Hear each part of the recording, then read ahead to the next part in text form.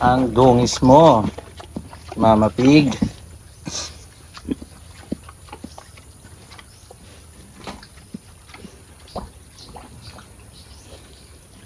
Magandang umaga po sa inyo lahat at Merry Christmas. Yan, at dito naman po tayo sa ating piggery. Tapos na po tayo maglinis at magpakain ng ating mga alagang baboy. Ayan po sila. Kamusta po ang pag-celebrate nyo kaya ng Pasko? Comment nyo po dyan sa baba kung naging masaya kayo ngayong Pasko. Maraming salamat at doon naman po tayo sa ating mga alagang baka. Yan po guys, at nandito naman po tayo sa ating mga alagang baka. Ayan po sila. Wala pong tigil ang ating pag-uulan dito sa amin. Napakaputik po ng daan, no? Kasi ang ating mga baka ay giniginaw na. Kaya ito po, sinilong ko po dito sa kantuhan na to para kahit papano ay makasilong siya magdamag. Para hindi po siya magkasakit. Ayan, at ililipat naman po natin siya.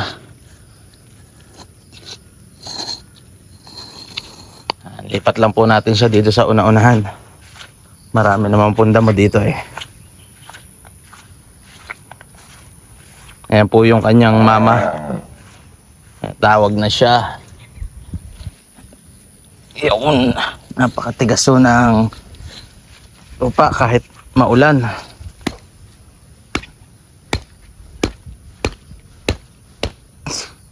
Okay, okay na po yan dyan. Ito naman pong ating big mama, ang ating ililipat. Lipat lang po natin to dito sa baba. Nilagay ko po talaga sila dito sa medyo tago guys, para hindi sila ma-stress sa putukan. Kasi kagabi po ay may mga nagpapaputok. Kaya inalis ko po sila dun sa harapan. Nagugulat sila, takbo sila ng takbo. Ayan, kaya inilayo-layo ko po sila dun sa harapan para hindi sila ma-stress masyado. Ayan, lipat lang po natin siya dyan. Pupunta na yan kung saan niya gusto manginain. Ayan po guys, binakbakan na niya kaagad dyan, no? Yan po ang ating mama cow, si Big Mama. Ayan po. Buntis na po yan, halos 3 months na.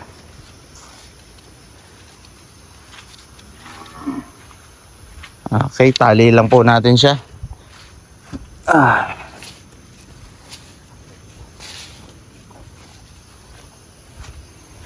Dito na po natin siya itali. Poste na to.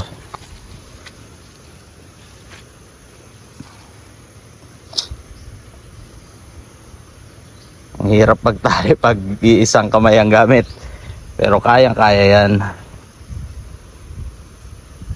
Ayan. Okay na po yan. Hindi na yan makakatakas dyan. At nanginginain na po siya, oh.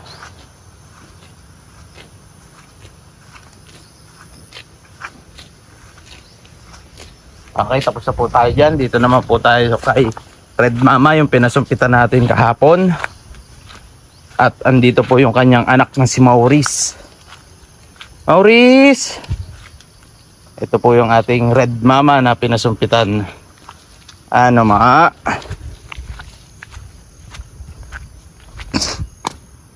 Okay, tagtalin lang po natin itong tali niya para mailipat naman natin. Pagkatapos po natin dito guys, check natin yung mga kambing at ulan ng ulan. Baka may nagkakasakit sa kanila. Hirap na, para mabigyan po kaagad natin ng lunas kung sakaling may sakit sa kanila. Tapos yung mga patot manok po natin, pakakainin natin mamaya. Pagkatapos po natin mag-check ng kambing. Yun, ang hirap. Nag-iisang kamay lang ang pangkalas. Pero dahil dyan, kayang-kaya yan. Okay, Red Mama. Tak, ano Maurice, napakalayas mo. Ha? Ngayon ka na lang umuwi, Maurice, ah. Ang laki na po ni Maurice, oh. Magtatatlong buwan pa lang po yan. Tad mama, dito ka, di ka pwede dyan.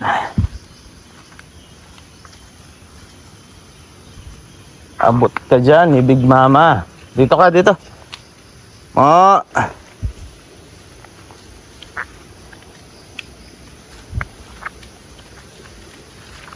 Oh.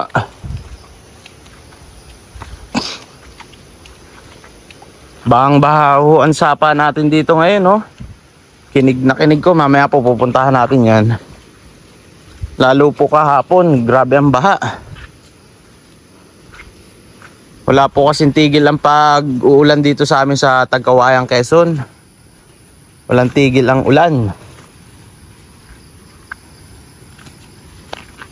Dito na lang po natin siya itatali sa tuod. At yan naman po ay mabait, hindi yan nagtitinakbo. Kain lang po yan ang kain, no? Habang tinatali natin yan. Okay. Patali na po yan dyan sa tuod. Yan. Tingnan po natin to. Okay. Pati po si Maurice kumakain na, oh. Umilap po siya, guys. Gawa ng nabarkada po siya doon sa mga pumupunta dito na mga bakang gala ng mga kapitbahay. Napabarkada siya. Lagi siyang wala dito sa atin. Lagi siyang hinahanap ng kanyang mama. Kaya ngayon, guys, oh, ang ilap na. Nung pagbalik dito, mailap na siguro. Hinahabol lagi ng mga tao. Kaya umilap siya. Gulat nga ako ngayon na andito siya, eh. Kasi yung ginagawa niya nung mga nakaraang linggo po, uuwi lang siya dito sa mama niya na yan para dumede. Pagka-dede niya, alis na ulit. Ganun po ang ginagawa niyan. Pero ngayon po, oh, nadatnan ko siya dito. Ewan ko lang mamaya-maya kung nandiyan pa yan. Okay, doon naman po tayo sa ilog.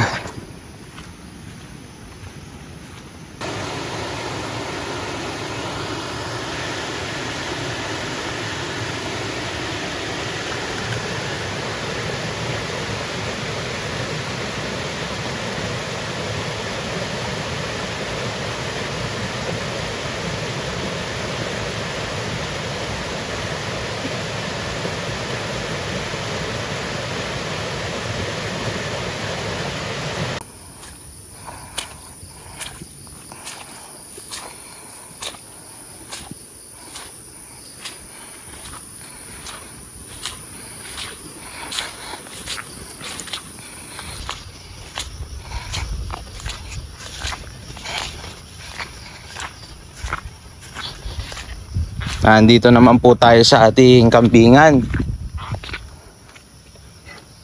At mukhang wala na po dito yung ating mga kambing, ah. Kasi bukas lang po yung gate nila, eh. Mukhang nakakalabas na ho. Mukhang nagutom na. Lumabas na ng kanila. Okay, wala na nga po dito ang ating mga kambing. Hanapin po natin sila. At ito po sa kabila yung ating mga pato. Ayan. Ayan po sa kabila ang ating mga pato. Pero yung mga manok po, talagang tuluyan ang nakalabas.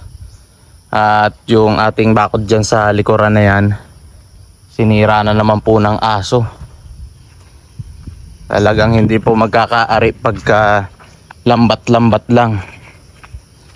Try po natin hanapin yung ating mga kambing nang makamusta natin. Nang matingnan natin kung meron pa, kung may mga sakit. Sana naman po ay wala. Kasi lagi po ditong nag-iinulan, eh. Me!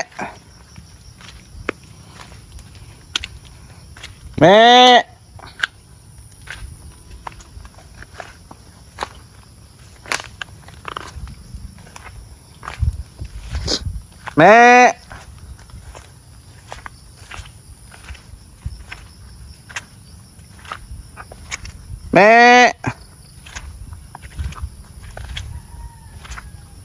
Ay, kita ko na po sila guys.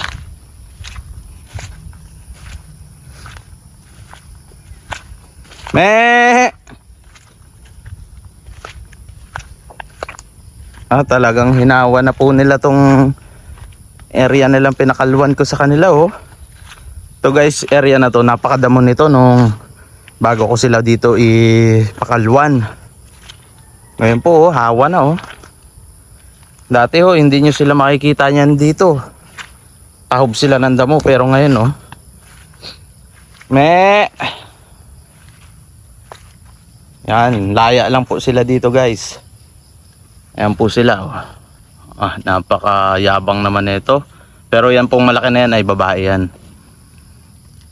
Tumbuyin lang ho, tumbuyin yan. Kaya ganyan ang aastahin yan.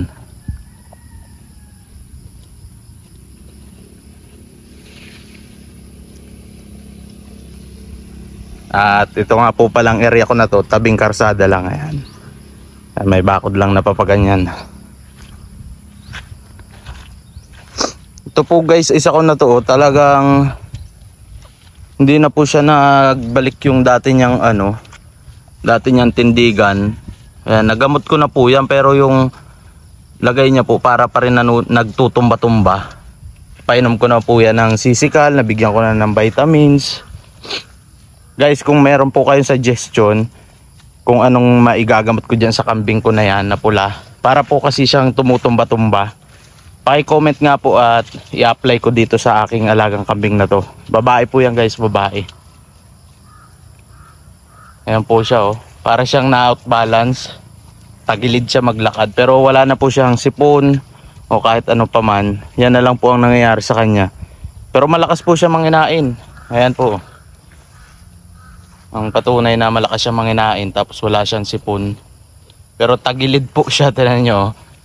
Tagilid. Pero hindi po ganyan yan dati. Napakaganda po ng tindigan yan. Isa po yan sa paborito kong kambing dito. Pero ngayon po, makikita nyo, tagilid na.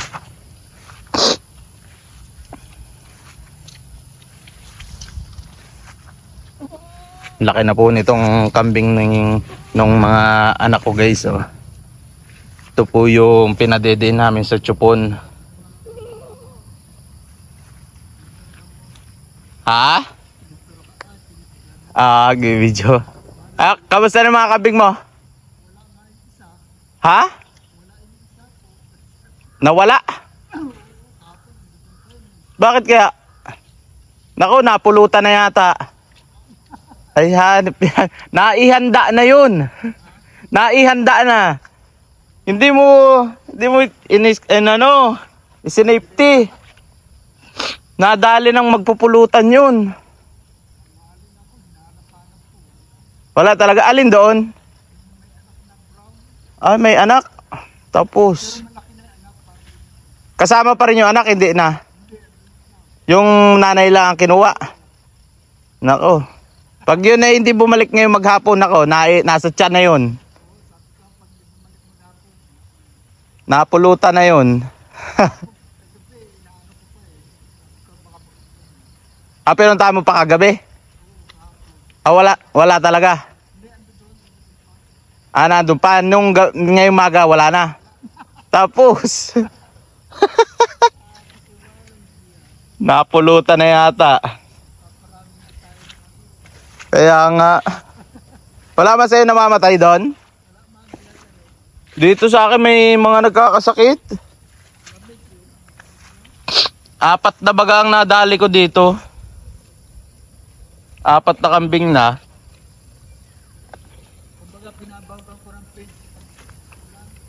Binibigyan mo page? Dito hindi na.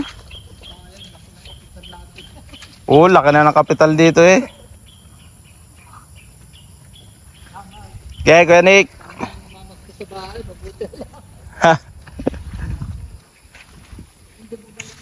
At ayan po guys, kung nakinig nyo po yung aming kwentuhan kanina nung kapwa ko kakambingan dito,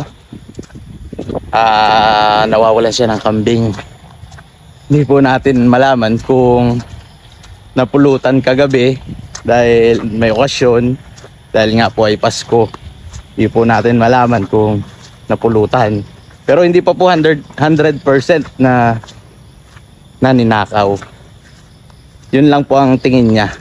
Kasi kahapon po, gabi na siya daw umalis dun sa kanyang kambingan. Tapos naandun pa daw ho yun, kinulong na niya. Ngayon no, maga pagbisita niya, wala na yung kambing. Kulang na ng isa yung kanyang alagang kambing. So yung mga kambing na mga kasamahan naandun pa sa loob, tapos yung isa lang ang nawawala. So hindi natin malaman kung sinadyang puntaan doon sa kulungan o lumabas lang. Malalaman po natin yung kwento sa mga susunod na araw, kung makikita pa niya yung kanyang alagang kambing o hindi na. Ayan, nagkakausuhan na naman po ang ating mga mababait na tao dito. Nauuso na naman po ang nakawan. Yan, sana naman po ay hindi nakaw, at sana ay nakaalpas lang at nanginginain lang dun sa palibot niya doon. Hindi niya lang nakita. Okay, nandito nga po pala ako ngayon sa patuhan at may dala po tayong mga bahaw. Pakakainin po natin tong ating mga alagang pato na yan, oh. Yung mga manok po matitigas na talagang ulo, laging labas ng labas. Pero tatawagin ko rin, no.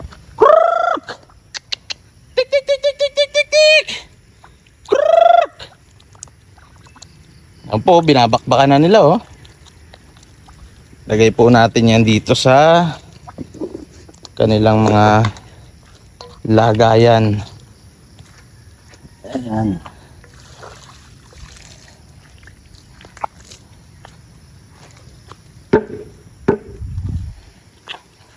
Dito kayo.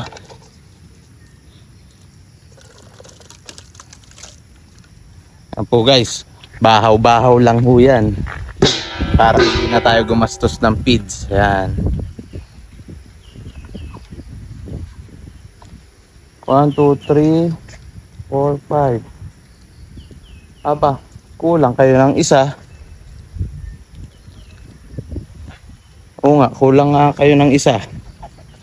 1, 2, 3, 4, 5. Kulang nga, 6 kayo ah. Ayan, at kulang din po tayo ng isang pato. Hanapin po muna natin, halimbang nawawala. Alin ang nawawala sa inyo? Isang maliit na andito. Yung isang maliit pa. Nawawala guys yung isa nating maliit-liit na pato. Yan, at nawawala po yung isa nating pato guys. Hanapin muna natin. Nawawala po yung maliit natin na pato.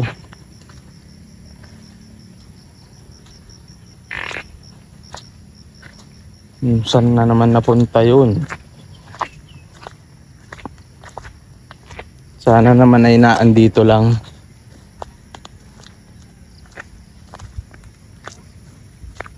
Pero yun po ay pag nakakalabas ay hindi nalayo eh.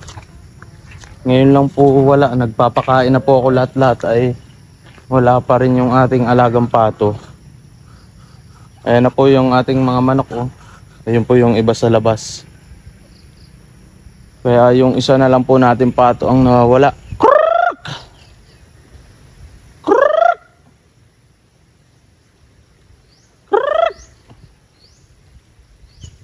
Nako, hanapin ko po muna. Sana naman ay hindi kinain ng aso.